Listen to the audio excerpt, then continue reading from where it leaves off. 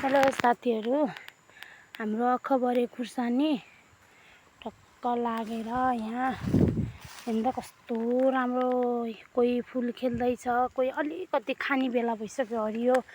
अब टक्क लाएर हरियो खान मन लाग्यो भने यहाँ छ। अब अलि पाक्नुपर्छ, अलि छिप्पिनुपर्छ।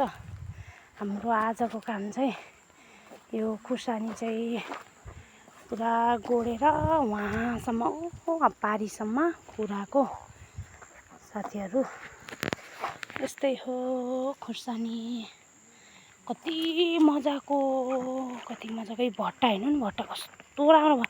कसैले भटमास भन्नुहुन्छ, हामीले चाहिँ भट्टा भन्ने गरे यसलाई।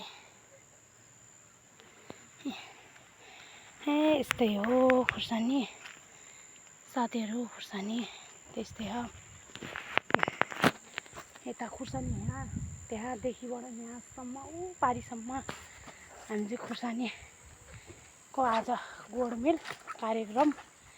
दिदी, म, रिता दिदी, म सबैजना। यस्तै हो गाउँले जिन्दगी साथीहरू। सुन्तला पनि छ फेरि रोप्नु। रोपेर राखेको छ सुन्तला। हामी खुर्सानी मात्र होइन, सुन्तला पनि रोप्छौँ, केरा पनि छ। दिदी यस्तै है गाउँले जिन्दगी। यस्तै हो साथीहरू।